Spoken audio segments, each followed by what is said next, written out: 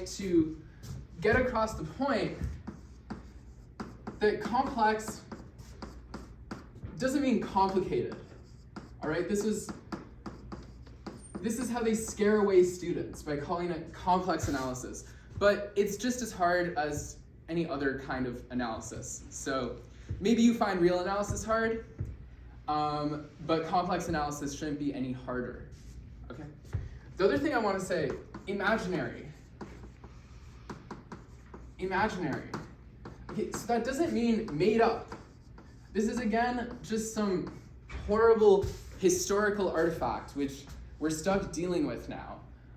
But these are words we use all the time, complex and imaginary, and I don't want you to get scared by these words and think that we're talking about unicorns because I say the word imaginary, or that I'm talking about rocket science because I say the word complex.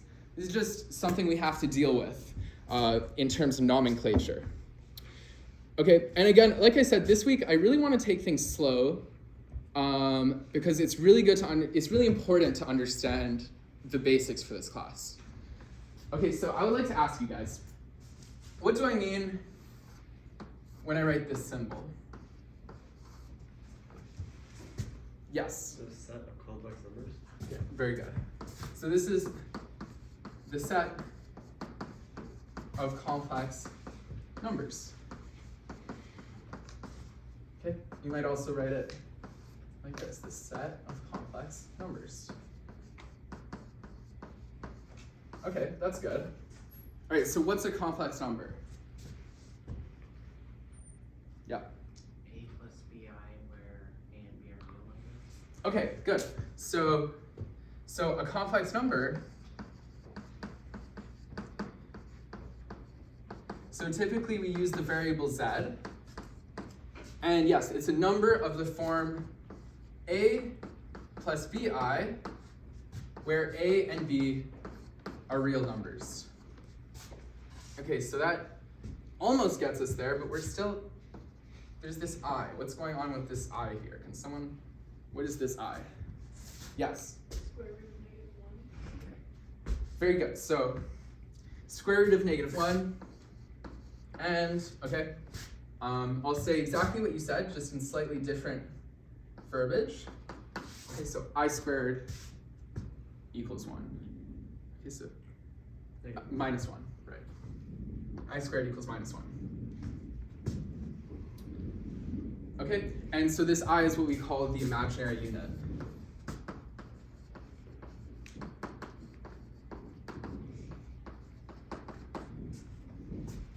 Okay, and so if I wanted to summarize what we've written here, I'd maybe say, okay, this C that we talked about earlier, the set of complex numbers, is the set of all A plus BI such that A and B are an R. Okay, so it's just a set of numbers. All right, and real numbers, we picture them on this line extending infinitely in both directions. Okay, so complex numbers, we picture them on a plane. Okay, an infinite plane.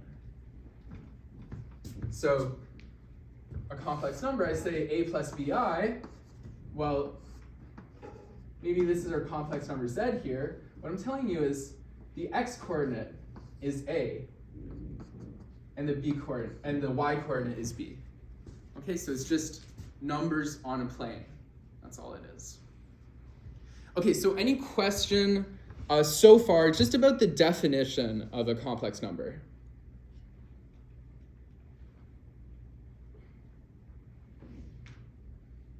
Okay, all right. Can you guys see if I write, maybe in the front row, can you guys see if I'm writing, can you see under here or no? Kind of, yes, no, yeah. The sweater is Can you see the entire board? not complete, but it's okay.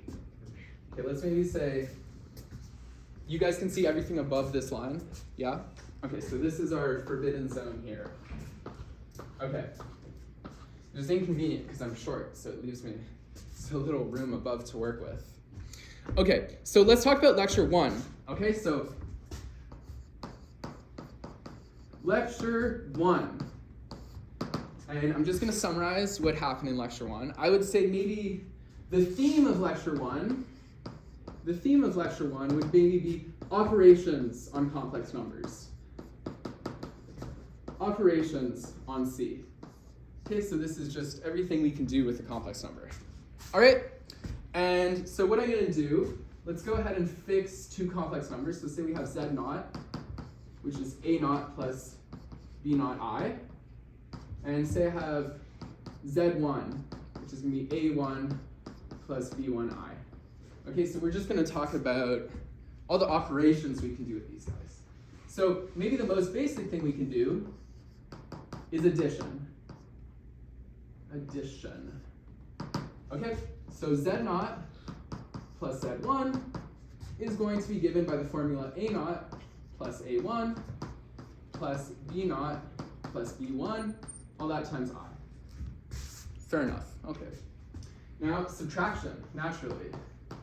Subtraction. Can someone give me the formula for Z naught minus Z1?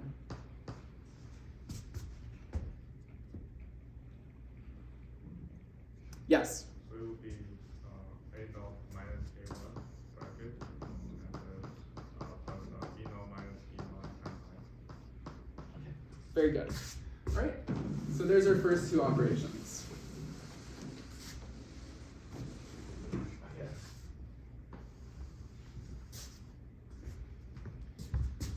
So, okay, we have addition, subtraction. Here's where things get a bit funky with our multiplication. Multiplication formula is a little bit complicated, at least in my opinion. Okay, so Z naught times Z1. Can someone give me this formula?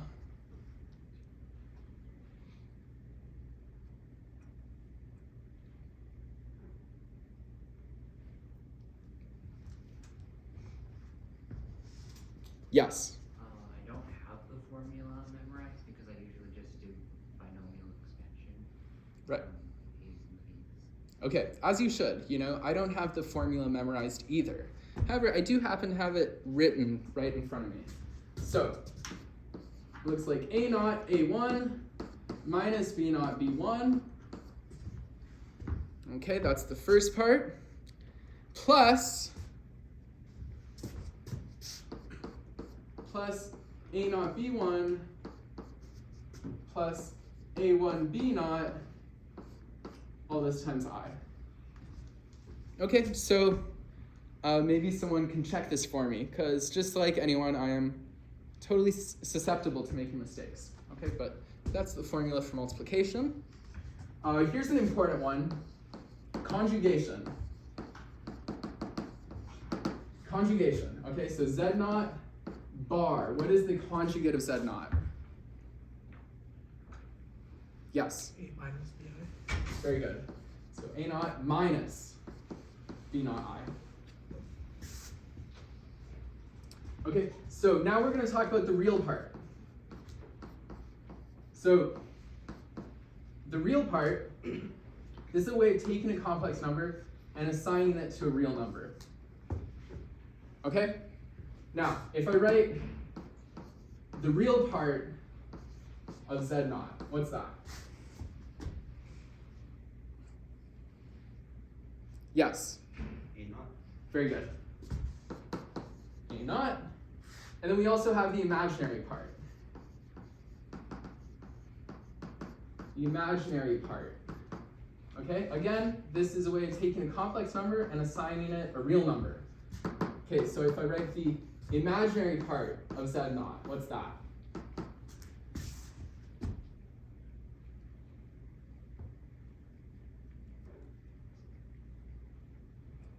Yes. B naught. Very good. B naught. Okay? And so just to be clear, some people would say, oh, the imaginary part equals B naught I. That's a mistake. The imaginary part equals B naught. Okay, it's the coefficient of I. Okay, all right, so good so far. There's maybe three more very important operations here. Okay, so I'm going to erase everything on this board, unless someone protests. Okay.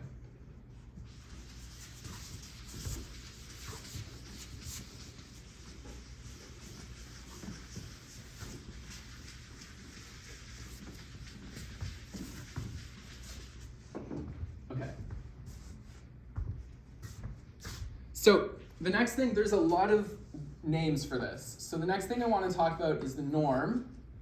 You might also see this called the magnitude or the modulus or the absolute value. Okay?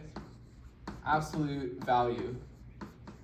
Okay, so just know all of these words mean the same thing, but they'll be used differently in different contexts. Okay, and so we're going to denote this by bar z naught bar. Be aware, some people might use this notation. Okay, but again, they're the same thing in this context. Okay, so what's the formula? Someone help me out, please. Yes? Square root of a naught squared plus b naught squared. Very good. Okay, so that's our formula. Okay, here's an interesting one. Multiplicative inverse.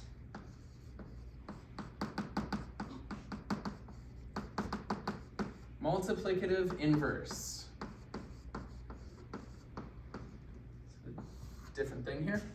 So this is a way of taking a non-zero complex number and assigning it to another non-zero complex number. Okay, so just really to stress the point here, this only works if z naught is not equal to 0. Okay, and you'll see this denoted z naught to the power of minus 1. Someone might also use the notation 1 divided by z naught. Okay, these mean the same thing. All right, and let me go ahead and just write down the formula. Okay, so the formula here is a over a squared plus b squared minus b over a squared plus b squared, and then the second part is all times I. Okay? Now, if you want to write it more compactly, you can write it this way. Z naught, oh, let me add my knots. Not.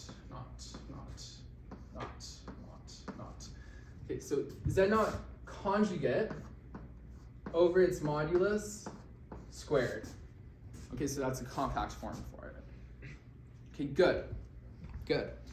Now, one more super important operation, which, is it okay with everyone? Where's my tall person? Here, can you pull down that board for me, please? You get one imaginary unit of credit. Beware though, if you get 2, then that will be imaginary squared and it becomes negative credit. Yeah. Well, I'll have to take the 2 next time. Okay. I can get 4. Okay. So, okay, this one's really important, guys. Really important. And that's the inner product. Okay? And so the inner product is a way of taking two complex numbers, and assigning it to one complex number. Okay? And this is how it works. So we denote it this way, the inner product of z naught against z1. Okay? Now, the compact formula is like this. Z naught times Z1 conjugate. And if you take the time to develop this, you should get, unless I've made a mistake, so I encourage someone to please verify my work, but you should get A naught A1 minus B naught B1 plus A naught A1 minus B naught B naught. 1 B naught. A 1 B naught is with plus or minus. A 1 B naught minus A naught B1 minus A naught B1. And then all this times I. Okay, so someone please make sure I didn't make a mistake in that computation. Okay, so this is my super quick summary of lecture 1. All right, so just what is a complex number? Here's the basic things that we do with them. All right, So some questions like, what is the point? Well, we'll see that later, won't we? Okay? But for now, these are what they are. They're not scary. They're very friendly. And imaginary numbers are just as made up as numbers like 1, 2, or 3. Okay, so any questions about lecture 1 here?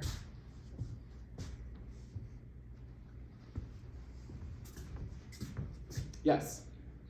So I guess I've heard the idea that imaginary numbers are like just as real numbers before, but I guess I've always seen that also with like the idea of like 1, 2, or 3 can represent like a physical quantity of things, whereas like even like the square root of like 2 can kind of represent like a physical quantity more or less. But like square root of -1, like that doesn't really represent any physical quantity. Is that like a good way of thinking about it? Like does that mean that it's like at least partly imaginary, or how does that go? Good question. Okay, so numbers on the real number line, we can think of them as a sort of length, right? Like you said. And negative numbers, it's like, okay, negative length. I guess I can believe that. Sure. So what is I? Okay, so this is, if there's one thing you take away from this class at the end of the semester, this is what I want you to know. I, this would be the physical interpretation of I, equals a 90-degree rotation of the plane.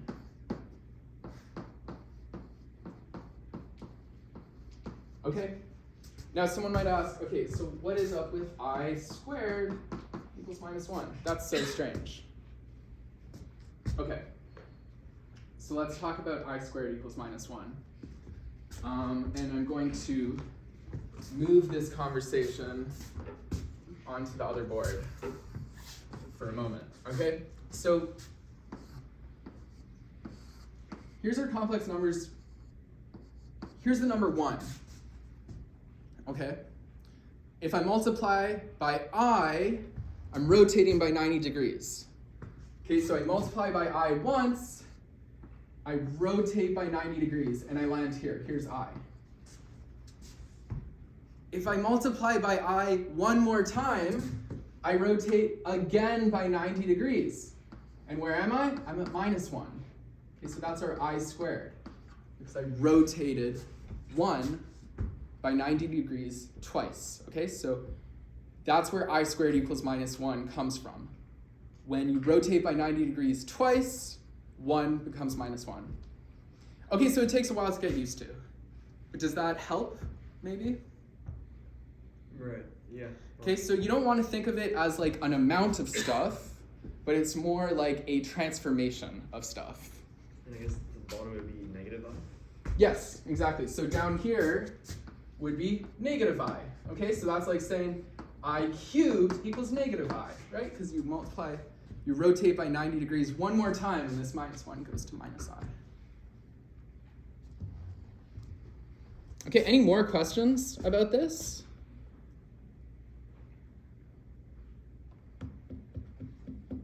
Okay.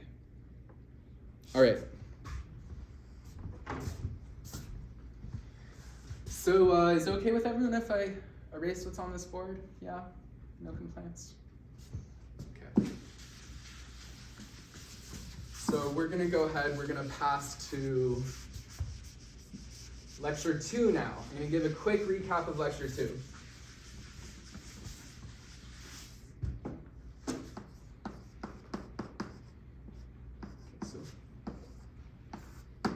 Lecture 2. So here I would describe the theme of lecture 2. I describe the theme as being inequalities. Okay, so again, I have very limited time to summarize 3 hours of lecture. So obviously this summary isn't going to be as detailed as your lectures. This is just what I viewed as the most important aspects of the lectures. Okay, so inequalities. There are some important ones. The first one you should really know is the Cauchy-Schwarz inequality.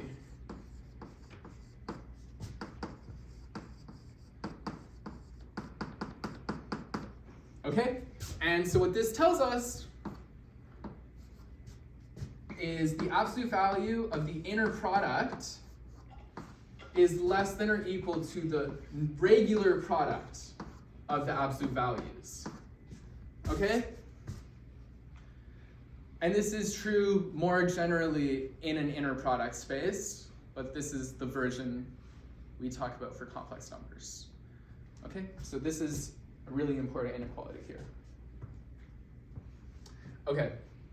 So 2, again, these are all really, really important inequalities in analysis. So triangle inequality. Triangle inequality. Okay, so that's telling us the modulus of z0 plus z1 is less than or equal to the sum of the moduluses.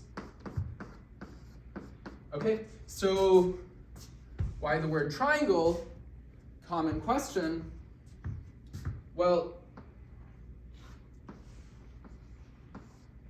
okay, so if this is our z0 and this is our z1, their sum is going to look something like this, right? So I'm going out by z0 this much, and okay, so the drawing is not perfect, but their sum is going to look like this. And what the triangle inequality is saying is that when you have a triangle, the sum of any two legs will always be greater than the remaining side. Okay, so the sum of this leg of the triangle plus this leg of the triangle is greater than this one.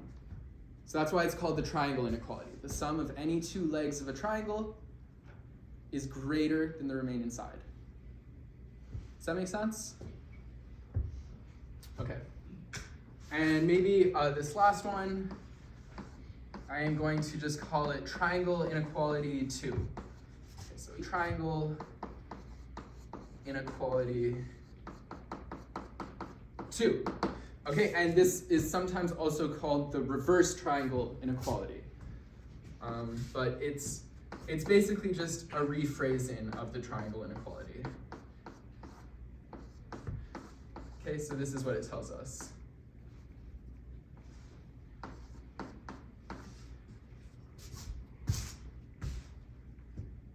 Right. So this is what I would, very loosely summarize as the most important details of lecture 2. Any questions? Comments? Concerns? Dreams? Aspirations? Feelings? Okay. All right, looks like we're good. Tall person.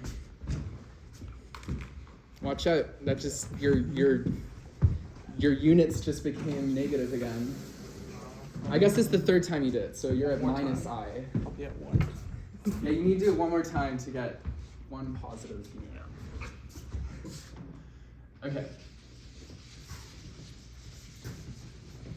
I've genuinely never seen a classroom where the whiteboards are so high. Who can reach this? Who can write at the top of this whiteboard? Is that just me? Am I that short? It's such a huge whiteboard. Or it's not that it's a big whiteboard, it's that it's so high up. Okay, so lecture 3, guys, lecture 3. Lecture 3.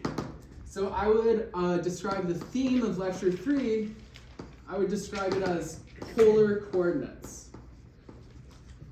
Polar coordinates. Okay? So before we get into polar coordinates, we're going to talk about the argument of a number. Okay, so for this discussion, I'm just going to be talking about non-zero complex numbers. Non-zero complex number. Okay? So, the argument of a complex number is a quantity which is at least negative pi. So I'm using capital A, that means the principal argument, and it's at most pi. Okay? And if you have your complex number z0 here, we start at the positive x-axis, right? So this is our x-axis, our real axis. Here we have our imaginary axis. We start at the positive real axis, and we're going to go counterclockwise, and we're going to form this angle theta. Okay? And so the argument of our z0 is just this number theta. Okay, so in this picture, we have a positive argument. You can also have a negative argument. So the principal argument can be negative.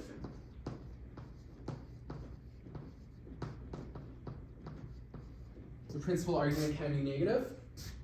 So in this case, let's say we have our axes like this, for example. So here's our imaginary axis, our real axis, and if our complex number z0 is down here, okay, so we start at the positive real axis, and this time we have to go clockwise to get this angle theta. Okay? And so this is a negative angle theta now. So in general, when you're doing math, counterclockwise means positive angle, and clockwise means negative angle. Okay? Remember that. That's important. Okay, so maybe let me just test you guys real quick.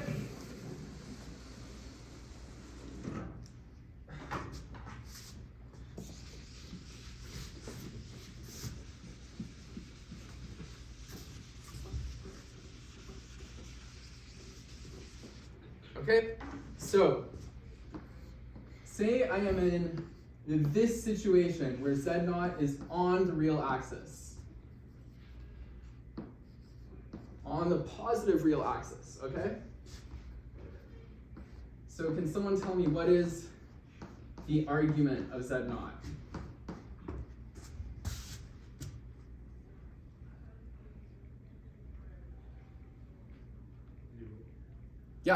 Yeah, very good. So argument of z0 equals 0. Okay, and so one more here. Say I'm on the negative real axis, okay? What is then the argument of z0?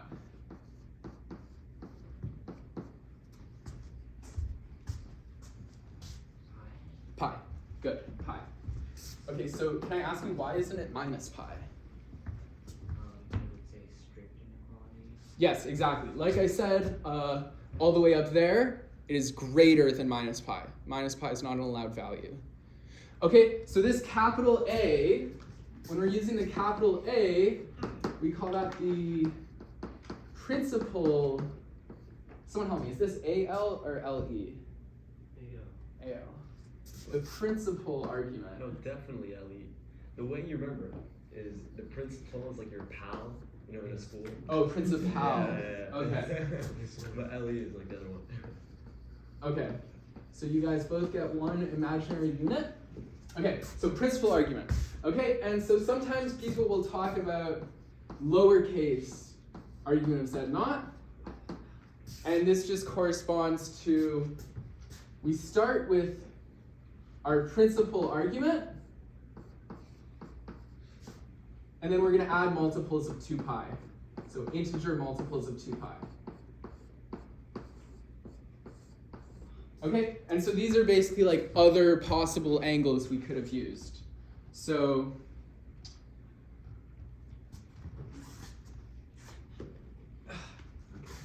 we're just leaving that up there. Let me just give an example here. Okay, so if we have, here is our principal argument. Okay, and if we want to get all the other arguments, we're just adding multiples of 2 pi. So we can go add one multiple, we could add another multiple. Okay, and we can also go in the other direction. We can add multiples going in the other direction. Okay, so we're just adding multiples of 2 pi. Okay, so any questions about the argument of a complex number? Yes. Can you just explain why, when z0 is lying on the negative side of the real axis, why the argument of z0 is pi? Right, yeah, okay, very good. So this angle, again, you start on the positive axis and you measure your angle. So we're going to go counterclockwise, and we see we have an angle of 180 degrees, right? Okay, and in radians, 180 degrees is pi. Does that kind of answer your question? Okay. And, yeah? Do you always start on the positive axis? Yes, you measure your angles from the positive real axis. That's how you measure your angles. It's Thank just you. convention. Thank you. I think you said that. I just want to be sure. That's totally fine. Okay, so I guess I'll just close off on polar coordinates. Again, in the future, the tutorials will be a bit faster summary of the last week, and we'll get to the exercises so we can all practice together. But this week I thought it was really important to have like a solid foundation of the basic concepts, okay? Because I know this can be a confusing topic for a lot of people. Okay, so I'm gonna erase this.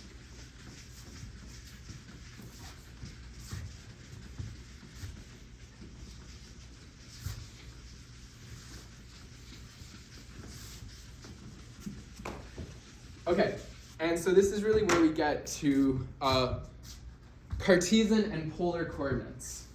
Okay, so here's our z0 chilling in the complex plane, right? This is our complex plane. And we know we can describe it in terms of this A and this B. Okay, so this is what we call the Cartesian coordinates, or the Cartesian form. Maybe I'll say Cartesian form. Cartesian form is writing z0 equals a0 plus b0 I. Okay, so this is what we've been doing up to this point. Okay, so now we saw we also can talk about the argument. So here's our theta. And then here, we're going to look at the size of this vector. We're going to call that r. Okay, just one thing I wanted to add here. Let me write it here. Sorry, this is more about the last topic. I just forgot to say this. Okay, so argument of z0 can be computed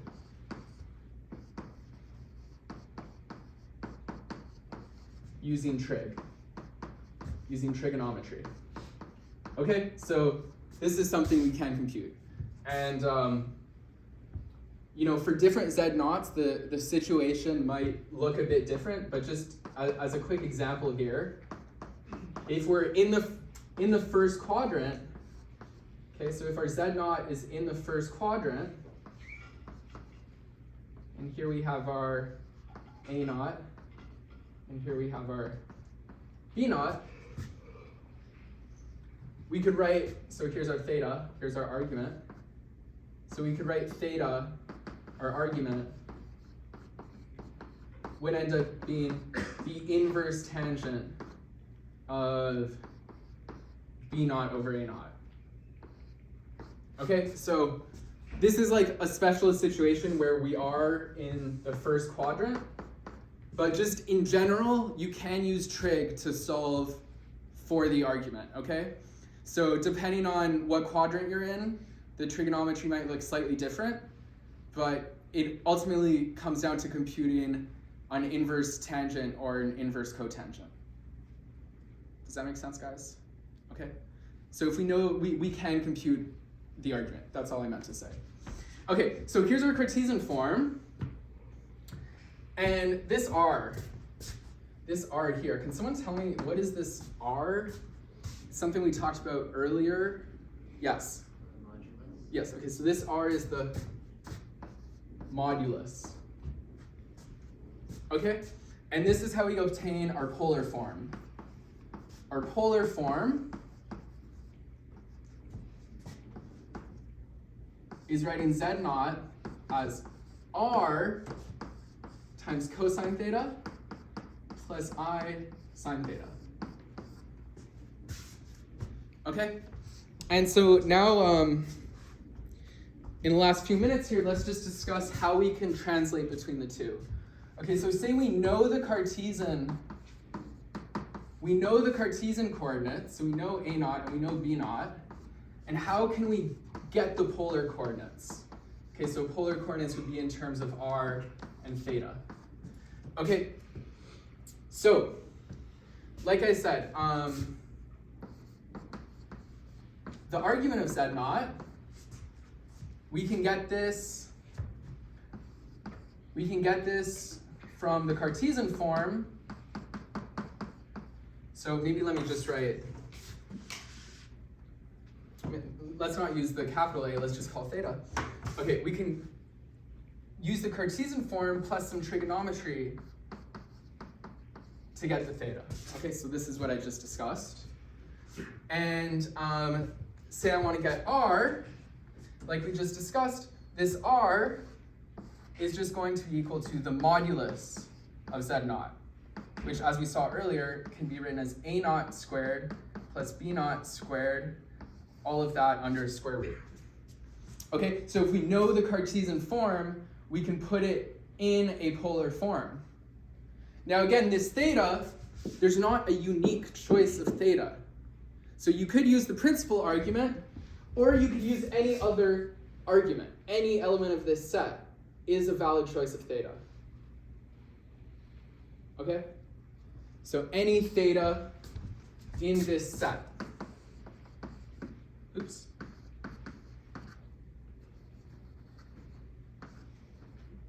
Okay.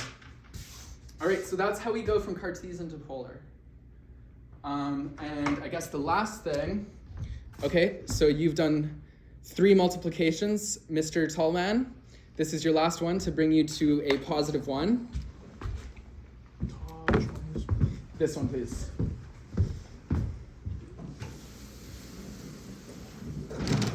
Okay, so that's how you, thank you. That's how you go from Cartesian to polar. And let's just quickly talk about, how much time do I have? Okay, I can make it work. So polar to Cartesian is like a million times easier. Okay, so if you know the polar form, polar, how do we go from the polar form to the Cartesian form? Okay, and so here we have our z naught. We have it in the form r cosine theta plus I sine theta. Okay, and we can very easily get the Cartesian form. So we would write A naught would be r cosine theta, and B naught would be r sine theta. Okay, so to go from Cartesian to polar, you needed to do a little bit of trig to find the argument. But to go from polar to Cartesian, it's like you get for free. Okay, it's super easy. Okay, and now a really, really, really important theorem, not just in complex analysis, but in all of mathematics, is de Moivre's theorem. De Moivre's theorem. Okay? And this is basically like a cheat code for raising a complex number to some power. Okay? Because I don't know if you've ever tried to multiply a bunch of complex numbers, but it gets really hairy really fast because we have all these like i's and stuff floating around. So this is how we can easily raise a complex number to any power we want. So we take z naught, we raise it to the power of n. This is the same thing as r to the power of n times cosine of n theta plus I sine of n theta. Okay. So if we know r and we know theta, it's so easy to do this.